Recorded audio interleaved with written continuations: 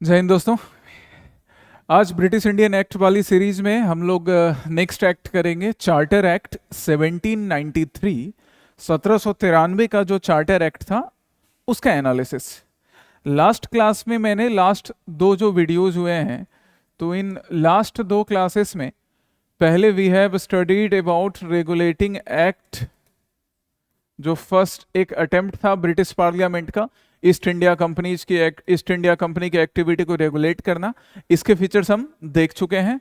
Then we have also seen Pitt's India act.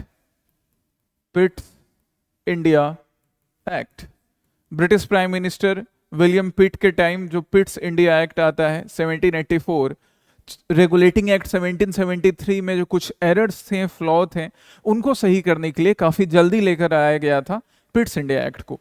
तो ये दो हम देख चुके हैं। रेगुलेटिंग एक्ट का अमेंडमेंट जो हुआ था वो भी डिस्कस कर लिया था हमने।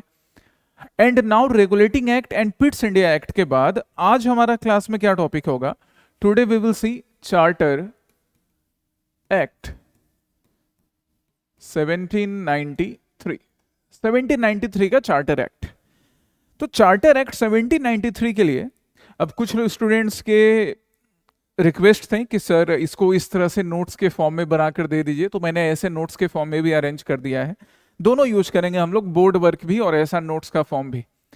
ये पॉइंट अभी मैं एक्सप्लेन करूंगा तुम्हें। सबसे पहले चार्टर एक्ट 1793 में जो वर्ड है चार्टर एक्ट, इस चार्टर एक्ट को समझते हैं।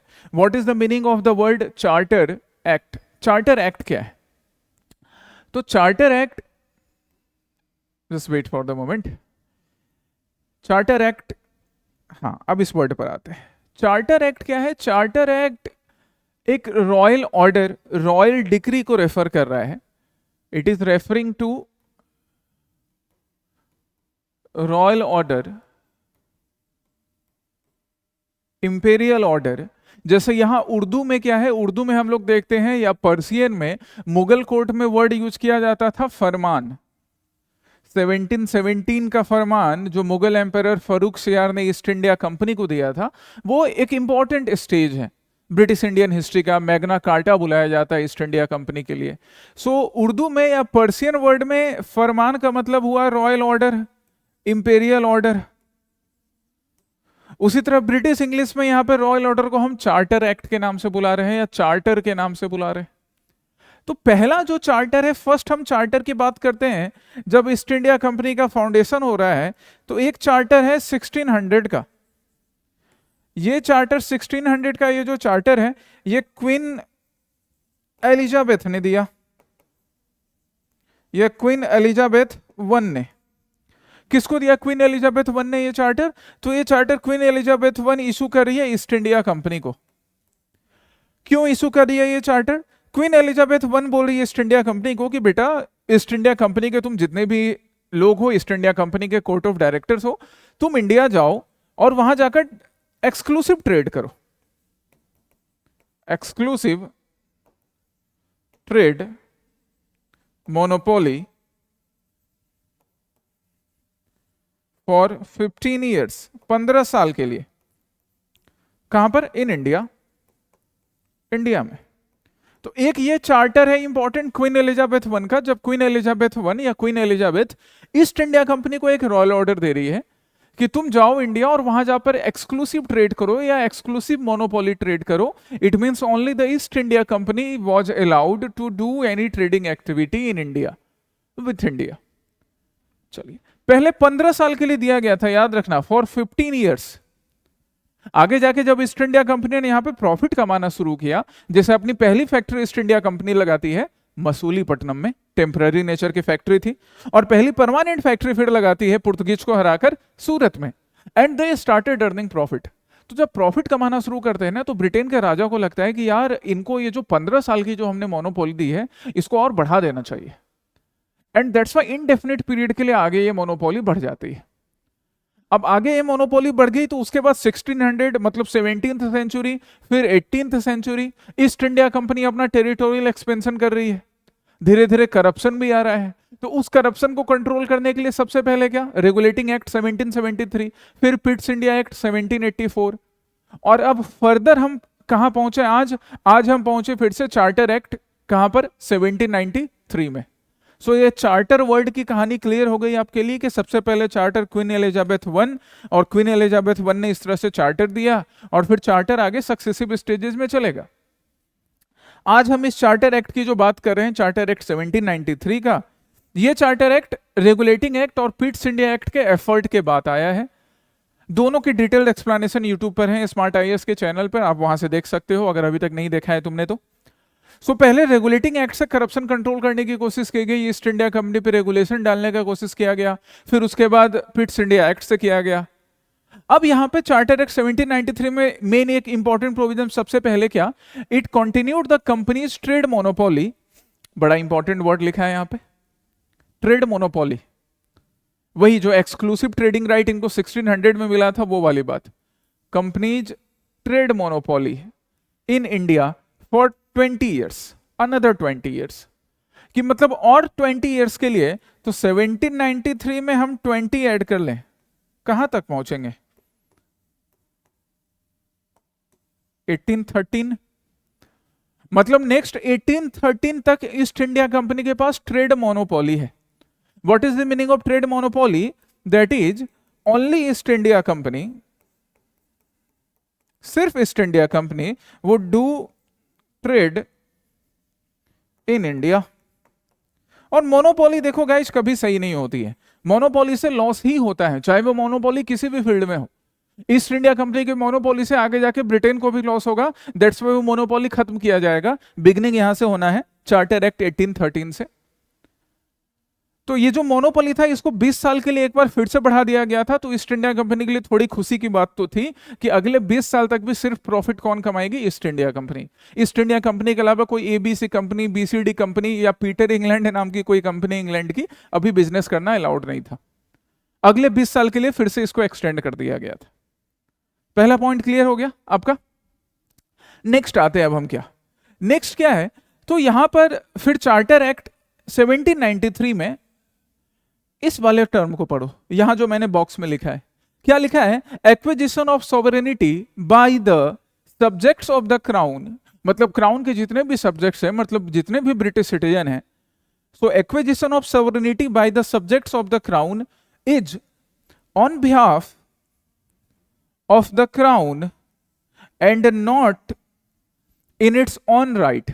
मतलब जितने भी ब्रिटिश इंडिया में रह रहे हैं या ईस्ट इंडिया कंपनी जो है जिसके पास अभी 20 साल के लिए और ट्रेड मोनोपोली है, जिसके पास उसके टेरिटोरियल राइट्स हैं, तो वो ये चीज याद रखे, फिर से याद रखे कि वो जो भी टेरिटोरी है वो टेरिटोरी किसके बिहाफ पर है, क्राउन के बिहाफ पर है। ईस्ट इंडिया कंपनी की अपनी टेरिटोरी नहीं है, उनको उनकी औकात फिर से याद दिलाई जा रही थी।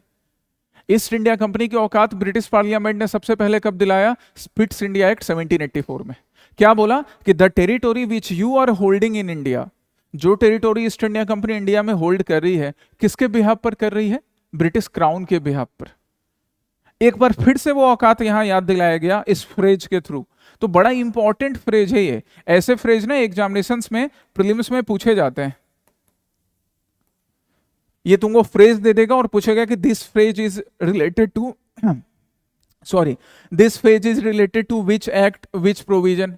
सो this phrase is related to charter act 1793, कि भैया इससे पहले एक बार पिट्स इंडिया एक्ट 1784 में बोल ही चुके हैं, पिट्स इंडिया एक्ट 1784, इसमें बोल चुके हैं कि ईस्ट इंडिया कंपनी की जो भी टेरिटोरी है, EIC टेरिटोरी, वो एक्चुअली में ईस्ट इंडिया कंपनी की टेरिटोरी नहीं है, वो east India company on behalf of crown hold कर रहा है। एक बार फिर से वो चीज याद दिला दिया गया इनको इस तरह से, जिसको मैंने यहां पे सिंप्लीफाई करके तुम्हें लिखा। मतलब कि कंपनी का पॉलिटिकल फंक्शन किसके बिहाफ पर चल रहा है, ब्रिटिश क्राउन के बिहाफ पर, ब्रिटिश गवर्नमेंट के बिहाफ पर। सो इस फ्रेज को आप ध्यान में रखिएगा, यहां से एक क्वेश्चन फ्रेम किया जा सकता है। नेक्स्ट प्रोविजन पे चलते हैं, इस तरह करके एक एक प्रोविजन देखेंगे हम लोग चार्टर एक्ट 1793 का। नेक्स्ट प्रोविजन, तो नेक्स्ट प्रोविजन किससे रिलेटेड है, next provision is related to governor general of Bengal, Bengal के गवर्नर जनरल से रिलेटेड। अब ये गवर्नर जनरल ऑफ बंगाल का पोस्ट कब बना, तो हम पुराने क्लास में चलते हैं, पुराने वीडियो में चलते हैं, रेगुलेटिंग एक्ट 1773 से बना है, Warren Hasting. Governor general of Bengal के प्रोविजन से रिलेटेड 1773 में हमने देखा कि जो बंगाल है, it became superior to other two presidencies, Madras and Bombay. 1773 के रेगुलेटिंग एक्ट में भी था, 1773 के रेगुलेटिंग एक्ट अमेंडमेंट में भी था, पिट्स इंडिया एक्ट में भी था। मतलब अभी बंगाल के गवर्नर के पावर में कोई कमी नहीं आई है। जब पावर में कमी नहीं आई है तो चार्टर एक्ट 1793 में भी कोई कमी नहीं आएगी। सबसे पहली बात तो ये, दैट्स वाई हमने क्या लिखा, his powers to override his council's decision under certain circumstances, कि जो गवर्नर जनरल ऑफ बंगाल की काउंसिल है, 4 मेंबर की काउंसिल है अभी, वो काउंसिल के डिसीजंस को वो ओवरराइड कर सकता है। इसको एक तरफ से ना वीटो पावर बुला सकते हैं, अ काइंड ऑफ वीटो।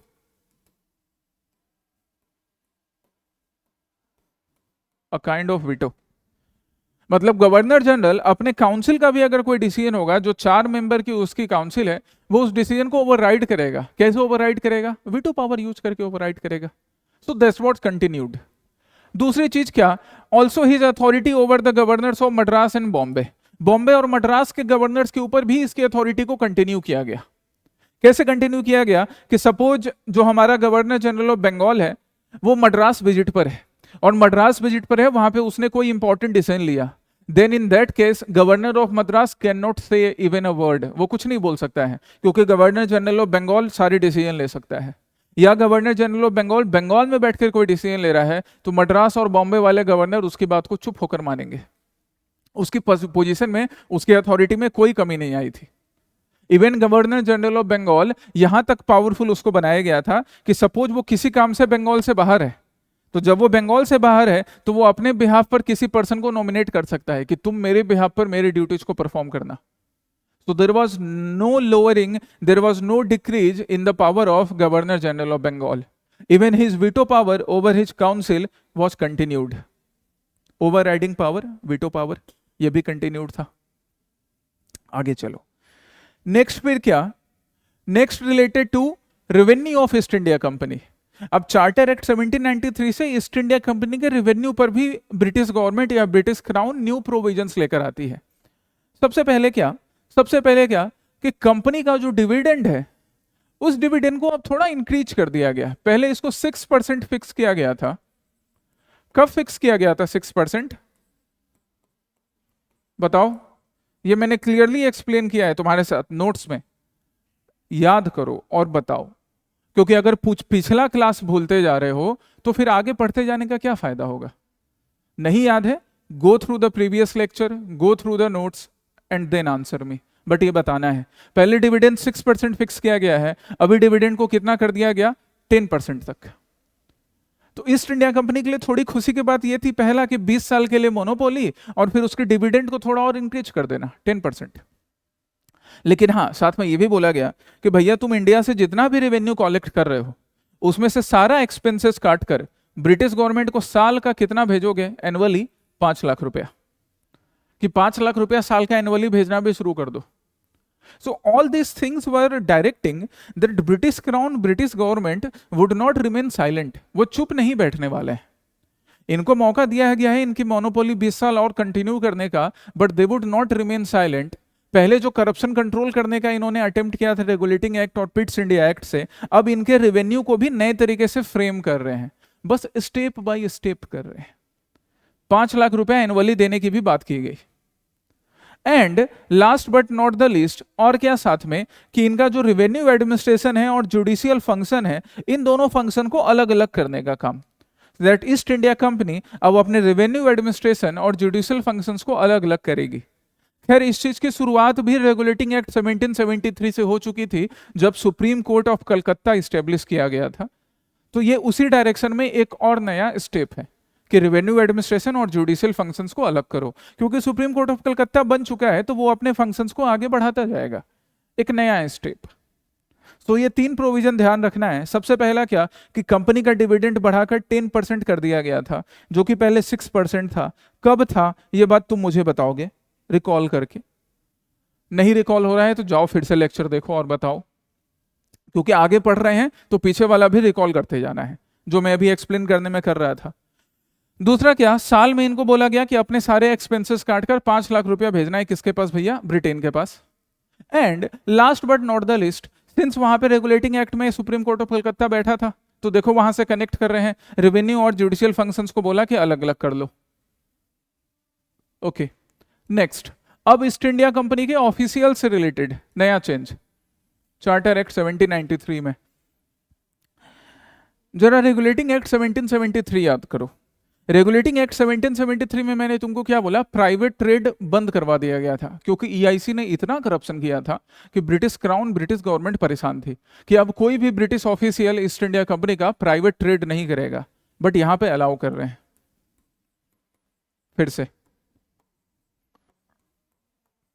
इस वजह से क्रिटिसाइज भी किया गया था चार्टर एक्ट 1793 को कि जब पहले अटेम्प्ट्स लिए गए प्राइवेट ट्रेड कंट्रोल करने के, तो अब फिर प्राइवेट ट्रेड क्यों अलाउ किया जा रहा है, तो वो एक क्रिटिसिज्म का पार्ट बनेगा।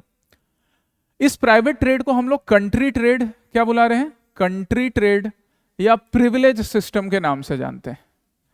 What do we call it, country trade और प्रिविलेज सिस्टम। क्या है ये country trade and privilege system? The EIC again can grant license to individuals and company employees to carry on trade in India. ये regulating act 1773 से थोड़ा एक नया change है।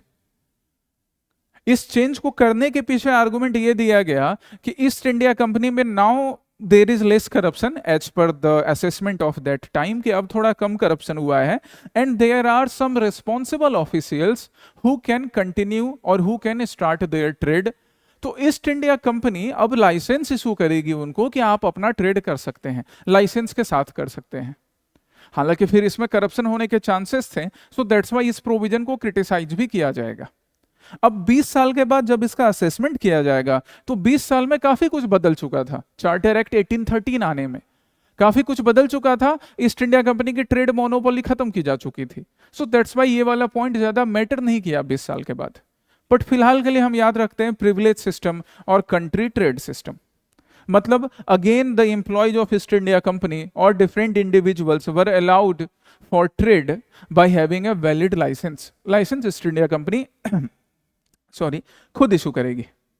लेकिन साथ में यह भी बोला गया कि अगर तुम कंपनी के ऑफिशियल हो तो बिना परमिशन के इंडिया छोड़ के नहीं जा सकते हो, क्योंकि अगर आप बिना परमिशन के इंडिया छोड़ के गए तो this would be considered as a resignation, इसको रेजिग्नेशन के जैसा कंसीडर किया जाएगा। अब यहां पर फिर वही, अगर इससे करप्शन हो रहा है तो उस करप्शन को रोकना या डिसिप्लिन मेंटेन करने का अटेम्प्ट है कि if you are doing business, if you are doing trade और even if you are working in East India company, then एक डिसिप्लिन फॉलो कीजिए कि इंडिया छोड़ के जाने से पहले परमिशन लीजिए। ये कहीं पर भी होता है, हम किसी भी ऑफिस में करते हैं तो, ताकि एक डिसिप्लिन बना रहे, एक जो कोड ऑफ कंडक्ट है हर एम्प्लॉय उसको फॉलो करे। So that thing was explicitly mentioned in charter act of 1793। इतने प्रोविजन है चार्टर एक्ट 1793 के जो हमें याद रखने हैं, चार्टर एक्ट 1793 के प्रोविजंस, दैट्स इट। इसके बाद चार्टर एक्ट 1793 के बाद नेक्स्ट हम लोग पढ़ेंगे चार्टर एक्ट ऑफ 1813। 1793 में 20 साल जोड़ो, 1813 charter act of 1813। Charter act of 1813 आने तक यूरोप में भी कुछ चेंज हो चुका था। नेपोलियनिक सिस्टम में स्टार्ट होता है, नेपोलियन का राइज होता है, so that played a very important role. फिर हम लोग इसलिए चार्टर एक्ट ऑफ 1813 में नए नए चेंजेस देखते हैं।